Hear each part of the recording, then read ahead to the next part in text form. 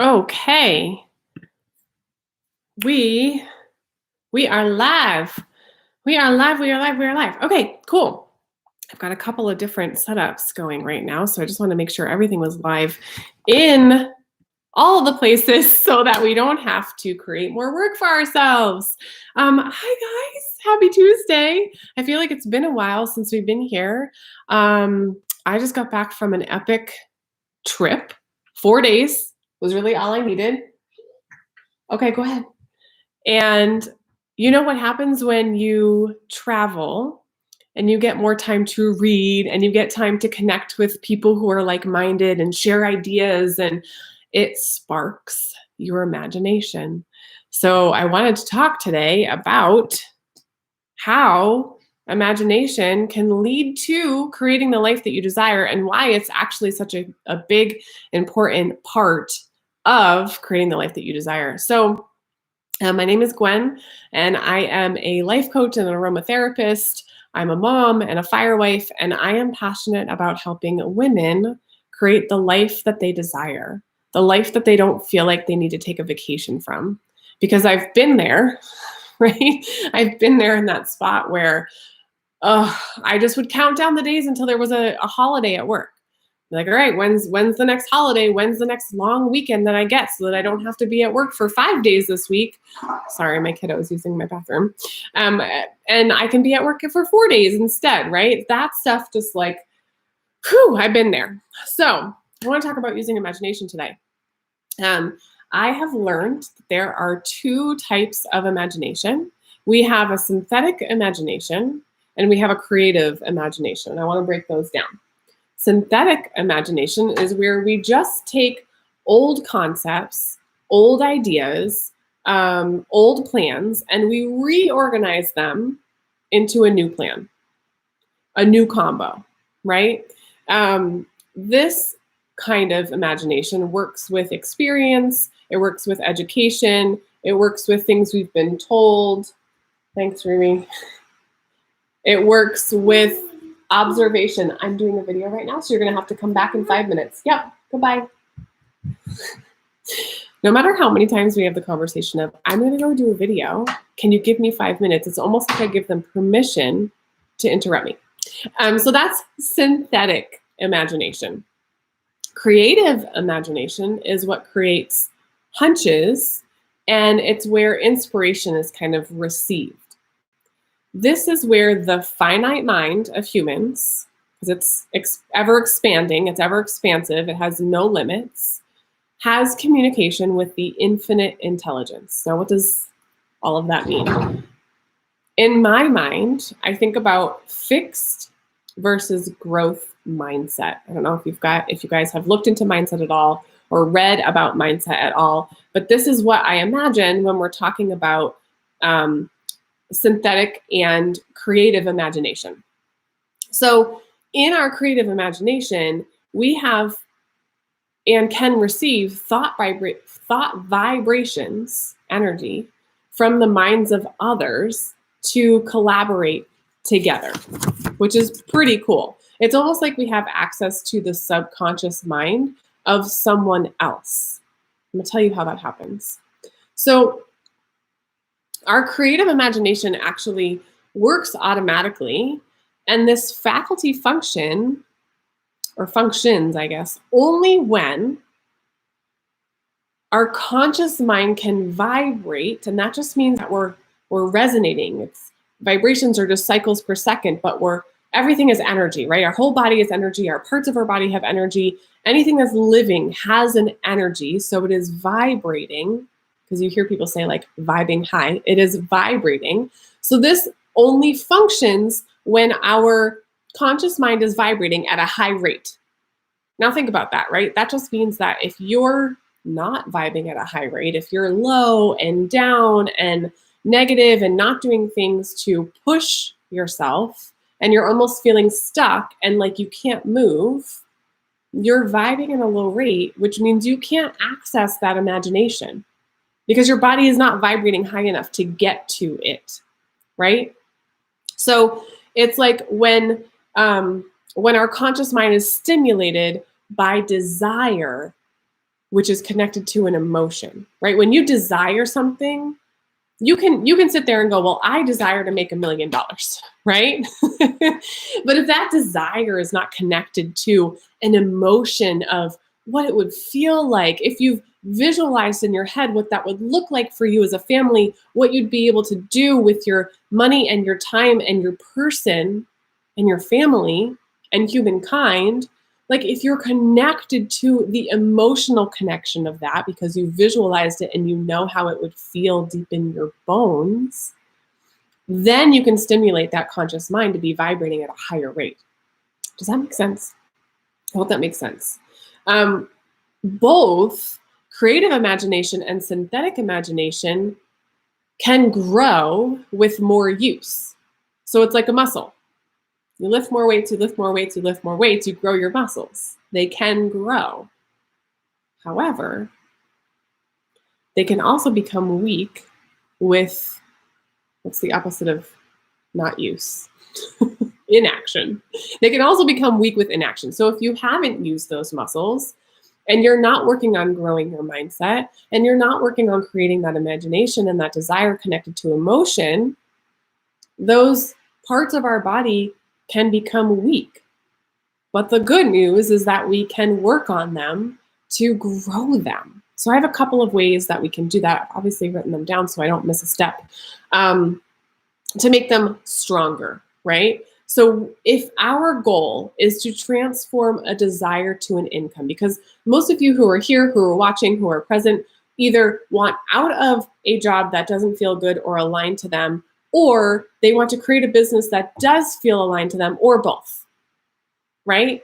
You want to take your purpose and your passion, or find your purpose and your passion, take that and create an income opportunity with it. So you're transforming a desire to an income. One of the things that you can and should do to work that imagination muscle, to build it up, is to put it in writing. Because once you have it in writing and you look at it and you read it with emotion every single day, then you grow your muscle of mindset. You grow your muscle of imagination and your desire that's connected to the emotion of how it would feel to do this thing, right? To create an impact, to create an income with your purpose. If you can visualize that daily and you can read it with the emotion attached to it, you are working those muscles, right? What does it feel like? Not what would it feel like? What does it feel like in your mind right now when this is happening? Okay, and this is mine. You have your own. Everyone's is different. You must write it down, okay? And it's got to be specific. By the last day of blank, I will have in my possession this much money, which will come to me in various amounts. In return for this money, I will blank. What do you want to do? What's your purpose? What's your desire? What's the thing that you want to create an income with that you're going to go out and change the world with? What is that thing? And write it down specifically. If you want very specific instructions, it's in the Think and Grow Rich book, which I've been loving lately. Okay, so write it down. Visualize what it actually looks like. What does that money look like in your bank account? What does it look like to receive that income? What does it look like for you in your ability to use that income to spend more time with your family, to donate to a charity that you've always wanted to donate to, or give back more than you were able to give before, to pay off debt? Like, what does that feel like at your core? That's what visualization looks like. 20 minutes a day. Repetition is part of that process. So over and over and over. This actually sits on my mirror in my bathroom. And so I read it. I take an oil. I actually take Valor. That's my connection oil. I take Valor. I put it in my hands. I cup it over my mouth and I breathe it in and I read my statement. And I don't just read it. It's connected to an emotion because I know what this, I visualized it so many times. I know what this would feel like when it happens. Repetition. connecting to other people, finding mentors who are doing the same thing or who have already done it. That's what I hope I can bring to you guys, is a connection. Someone who's done things that you can connect with. It doesn't have to be me. There's plenty of other people in the world who have already gone for it. I like following Tom Bilyeu and his wife, Lisa. They're amazing. I love following them on their journey. They talk about it all the time. Gary Vaynerchuk is very, what's the word? Aggressive in his message, and he has a lot of swears. So if you often find yourself watching videos with children at home, it might not be the best one for you to watch, but he gives you short little blibbits of information that's packed full of information. There are tons of people out there already doing the thing and are teaching you, like I hope to bring to you guys, how to do this, right? And energy. We are all energy. Keeping that vibration going, keeping that up. Bring people into your life that have that same energy. And by doing that, you get to tap into their subconscious and they tap into your subconscious. And guess what happens when you get to work with somebody else? Like, you might not have all the strengths. You might put into plan something that you want to do and you're like, but I don't know how to build a website. Well, guess what? You're going to find someone who has the strength of building a website who also would love to work with you on your project or help you get your project launched. And you guys get to work together in the same energy to bring this plan forward, right? So, okay, so a couple of tips on, I mean, I already know the reason why you're here. You're here because you are inspired to do more. You already want to go forward. You just might not know where to start. Stick to your ideas. If you already have an idea of what you want to do, and if you don't, that's okay, because that's what our Inspired and Ready for More group will help you achieve, is finding your desire, finding what you want to do, finding your strengths. Once you know that and you've got your idea, stick to your idea. It was an idea that came in the form of an energy thought to you for a purpose and a reason. It can meld and move and change, but stick to your idea. Think what your customers want. It cannot be about you, because it's not. It's about, what are you bringing to the world for the people?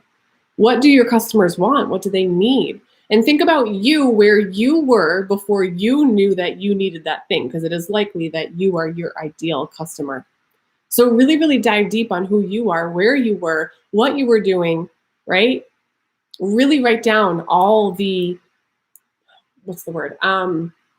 all the characteristics of your ideal client. Get specific. Male or female? How old are they? Are they married? Do they have kids? Where do they live? Don't think that you're going to niche yourself out by getting very specific. If you can think of somebody in your mind, like some person who's in your life who you know needs what you have, then you think of that person every single time that you bring up these ideas and this information, because that's going to be creative. That's going to be part of your imagination. It's going to help you pull that plan and that desire into motion, right? Overcome obstacles. There's a story about Southwest Airlines and how Southwest Airlines started. And it was, I might butcher the story, but in short, it was a man who was traveling between 3 different areas in Texas, and there wasn't a specific route that he could get to do that. So he started his own airline for the people that needed to go to these specific directions. And they lost something like $3.7 million in the first 3 years, at least in the first year. But eventually they became Southwest Airlines. They had to fight against the airline, limitations. The airline told them, nobody else needs this route. We're not going to let you open up an airline if not many people need this route. So they had to go to bat for all the people who did need this route. And it took them 3 years in court to be able to prove that. So overcome those obstacles, because they're going to be there. It's not going to be easy. It's not going to be easy. It's simple, but it's not easy, right? And then the last tip is keep open to new opportunity. If opportunity presents itself, do not dismiss it. Everything is energy. You are calling things in. When you start working on yourself and you start being more open to receiving and you create a higher vibration, more opportunity is going to find you. Do not dismiss it. Look into it. Bring it in. You were designed for greatness and a purpose. And I know that you have something huge that's going to help a lot of people, that's going to help you, that's going to make an impact on your generation and the next generation and the generations to come. So keep going. Start working on that mindset. Start working towards a growth mindset. Start working on that imagination and then bringing everything all together. Okay? I love you guys. Happy Tuesday. We'll check in with you later.